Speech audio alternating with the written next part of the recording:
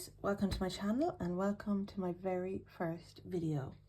For my first video I have decided to do the mid-year tarot tag because my year usually begins in the middle of the year as my birthday is in June, and that seems to be the natural starting point for a lot of things going on. So that's why I have decided to do this. It's also the time of year I get most of my decks as well, you know, as presents and things like that.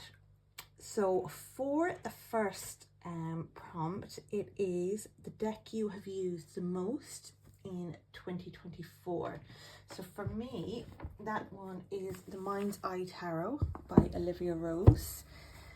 This one was a gift last year, but it is the one that I have used most since I got it, I think maybe November of last year, and I just think it is absolutely stunning. The artwork is beautiful, the colours are beautiful. The Empress, that's one of my favourite cards. I just think it is lovely.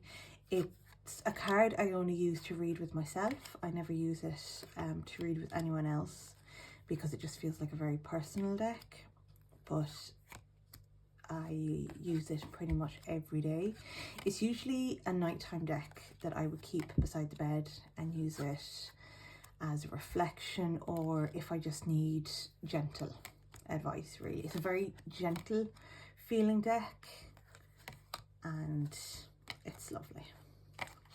The next prompt is a new deck that came into your collection. So a new deck that came into my collection in May is the Pagan Otherworlds Tarot.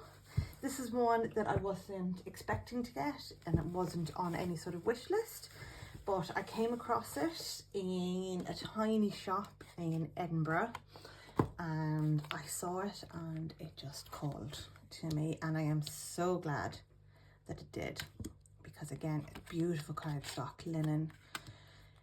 It is obviously, as the name implies, based on pagans and Celtic pagans mainly, and as that is my heritage, that's what I'm most drawn to in my practice, and it's just stunning. A lot of the minor arcana are pips, but not empty looking like this Three of Pentacles. You can see there is still images for you to work with,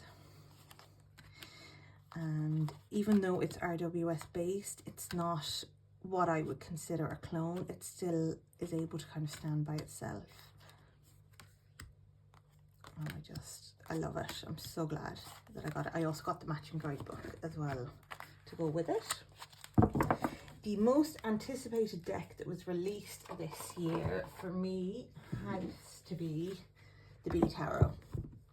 I think I literally only got this one last week and I was waiting for ages. I didn't know whether to get this one or to get the indie, what's it? I'm not sure what it's called, something like the Sacred Bee or something like that, but this, the Llewellyn one by Christopher Hughes. Oh, this is just stunning. Again, it's linen cardstock, which I think is only recently started. Oh, that's beautiful, Six of Swords. Only recently started from Llewellyn with the linen cardstock, and it's just, oh, brilliant. It's so good to shuffle. You can riffle shuffle and overhand shuffle. The colours are vibrant, and it's such a summer deck as well, even though that one looks fairly wintry. But the colours just, to me, are summer, and this actually pairs fantastic with another release which I only got a couple of weeks ago, Seasons of the Witch. These two I think are going to be my main working decks for this summer. They also read really well for clients as well as for myself, so this is the one I'm kind of carrying around with me at the moment. So the next prompt is my biggest disappointment. So I haven't had any disappointing decks so far this year. So the only one that I could think to put in for this is the Tower of Vampires. So it's not a new release, it's probably got a good 2010 is on the box anyway. So this is a second-hand deck, and the box is battered here, which doesn't actually bother me at all. The only reason I got this was actually for the book, and because I heard it was going out of print and everyone is raving about the Phantasmagoria book. So this is actually the reason why I got it. Such a big book as well. So the cards themselves aren't bad. I've no issues with the cards. The only thing is I'm just not in love with them. Cardstock is a bit meh, although the backs are nice. It's possibly something I will work with around Halloween, October time, winter time, maybe. And maybe it's because it's summer that it's just not calling to me. But I don't hate it. I'm not looking to get rid of it. I think it could have a place later. Oh, that's beautiful. It could have a place later on this year, so I'll have to see. So again, not a major disappointment. I'm not upset at all. Like I said, it was mainly for the book that I got it. I haven't even cracked into that yet.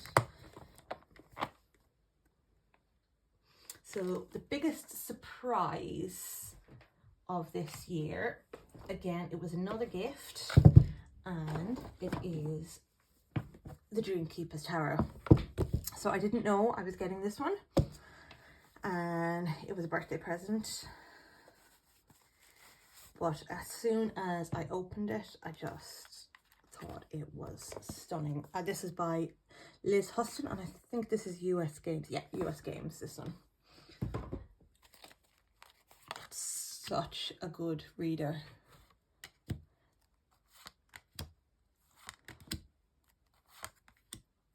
And the guidebook as well is fantastic with it. It actually reads better after you've consulted the guidebook and you understand the images that she has used and why she's used them. It really helps you dig deeper into the meanings of the cards. The artwork is just beautiful. So yeah, it wasn't really on my list, but I'm so glad I have it, and I will continue to use it. Next, Deck Crush, deck you are in love with. So I also could have used this for my most used deck, which is the Earthly Souls and Spirits Moon Oracle by Terry Floss. I got this last year. I'm thinking probably around Halloween time, I think. I'm not 100% sure, but I think it was around then. And I actually edged it in black myself. So it has bled onto the cards a little bit, but I actually don't mind that. I think it kind of adds to it. But the artwork, oh, I just think it is beautiful. But even more than the artwork is the keywords on it. The keywords have just added so much to weekly and monthly readings. I'll use these cards to dictate my tarot spread. Or what I'll do is I might pick one card for the week, hang this card up then, and that would be my keyword for the week. I just think the colours, the artwork, it's so beautiful. It is definitely my most used oracle deck, and probably I would be okay if it was my only oracle deck. It pairs well with so many of my decks that I am in love with it, and I will never be without this one. My favorite tarot card. So that is either the Empress or the Queen of Pentacles. So I don't really mind what deck it's from. I'm going to take one of my RWS. Again, this is a well used deck that I have. And the colours in this one are beautiful. This is one that was from Etsy. Let's see if I can find either of my cards. So there is the Empress, High Priestess actually is another one of my favourite cards. I love that card. And the Empress and the Queen of Pentacles have become my favourite cards in the last few years because of having my children. I had the two of them very close together. So the last few years really have been all about the Empress energy, the Queen of Pentacles, just, you know, making a home. And also the High Priestess, I've done a lot of work in work, especially intuition work in the last few years as well, which is why I resonate very highly with the High Priestess.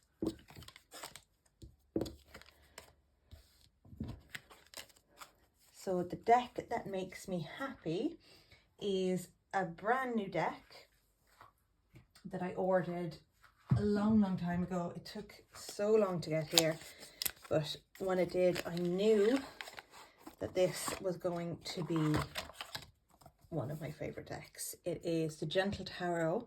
This is the linen edition by Mary in the Sky. And these are just extra cards, I think. And it's just absolutely beautiful. The size as well, it's just the perfect size. I have the pocket size as well, which I thought was going to be the main one that I was going to use, but this one has been just, it just feels just the perfect size, weight, everything. And I will be doing a deck study with this now this month, for the month of July. And it's just so beautiful. And the colours, the artwork, the story behind it, everything. It makes me happy. And I love it so much. The Judgment cards, that's beautiful. There's two Lovers cards actually in it as well.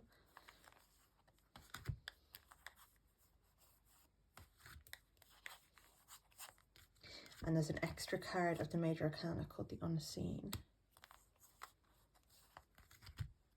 Stunning deck, stunning.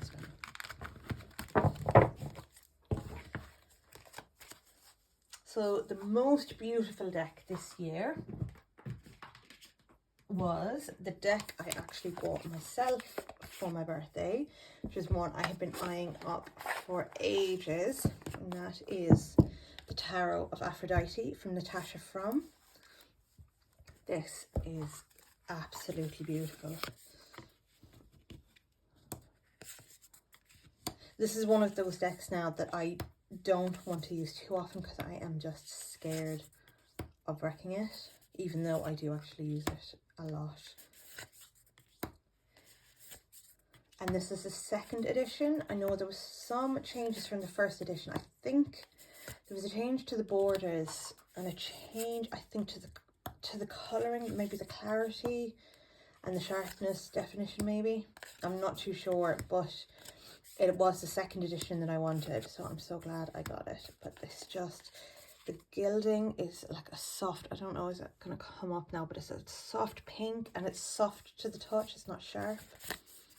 The cardstock is like a matte, it's not rose petals, so it doesn't stick.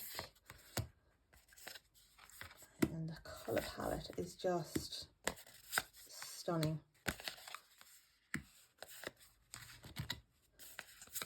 But as well, I love this card because even though it's so beautiful, it still gives amazing readings.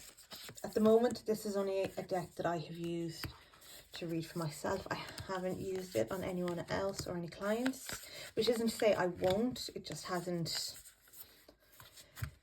really come up that anyone has needed this one.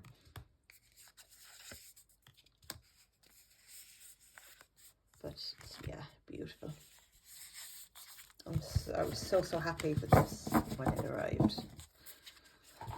Now, what deck do you want by the end of the year, or are you still waiting on? I'm not waiting on any decks, and I probably won't get any more decks now myself until probably Christmas time, I would say. Again, like I said, June is my main time of the year to get decks, and then Christmas as well.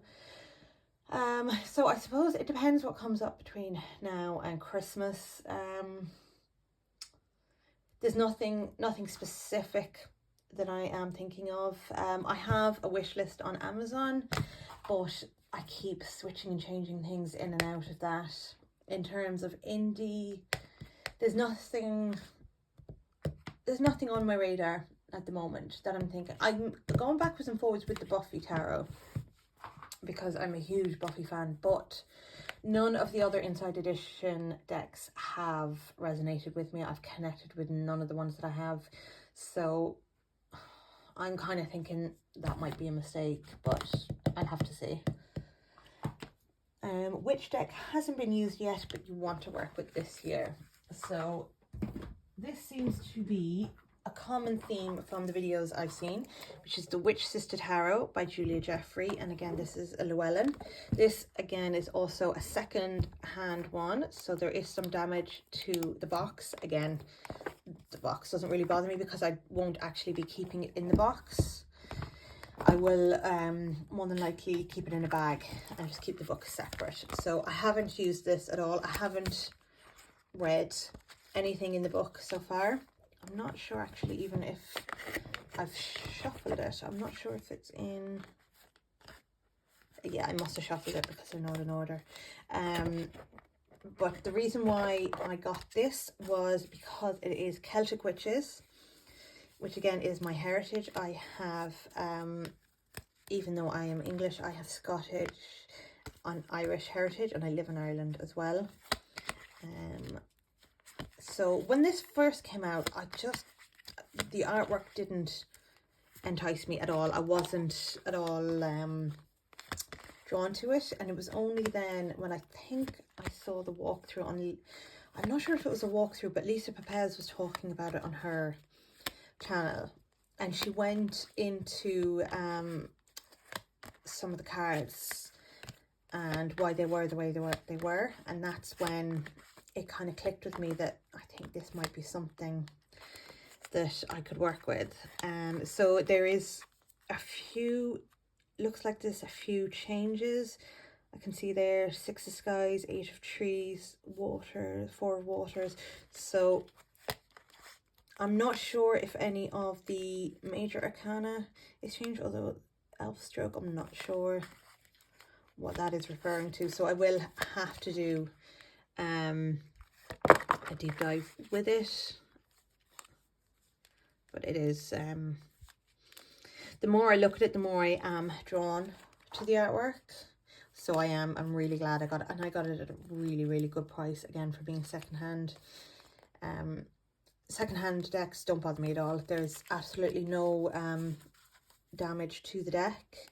Again, it seems to only have been I think the insert is slightly damaged.